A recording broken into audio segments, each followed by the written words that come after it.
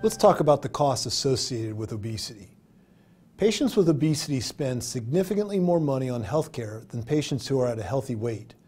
Things like exercise programs, diet programs, supplements, extra clothing, and extra food add significant costs, in addition to medical costs. Patients with a BMI over 30 face healthcare expenses that are approximately 25% higher than patients without obesity. For patients with a BMI over 35, healthcare-related expenses are 45% higher than patients without obesity. When patients with obesity undergo bariatric surgery, their healthcare costs diminish dramatically, which can result in significant cost savings over the long term. Often patients want to have an idea of what costs they might be responsible for if they choose to have surgery. The bariatric coordinator in a surgeon's office is the best resource for assistance in identifying all the costs associated with surgery.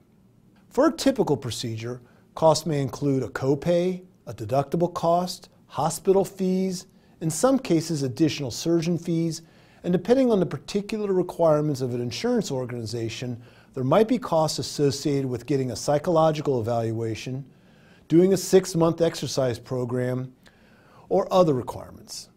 Insurance representatives are also a good resource for the insurance portion of the costs. There was a paper presented a couple years ago at the ADA that calculated the lifetime costs of treating individuals with type 2 diabetes. It's quite fascinating. For an individual diagnosed at age 50, the lifetime cost is about $175,000.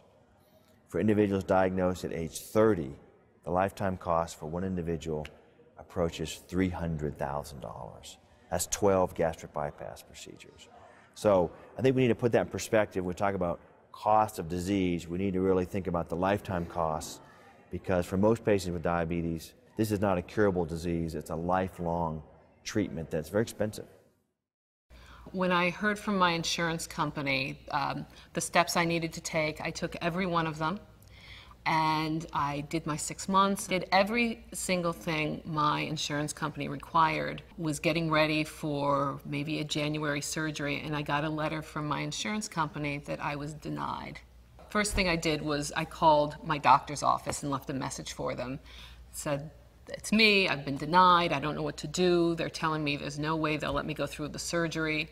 So I began trying to figure out, well, how can I come up with the money to do this? Again, this was my one hope, my one last hope to get myself healthy and feeling better.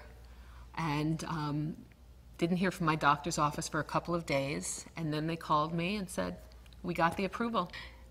The skies opened up and the sun started shining. I don't know, it was one of the best calls I'd ever had. For more information, a surgeon's office, insurance representation, or the Ethicon call center at 1-855-273-2549 can be contacted.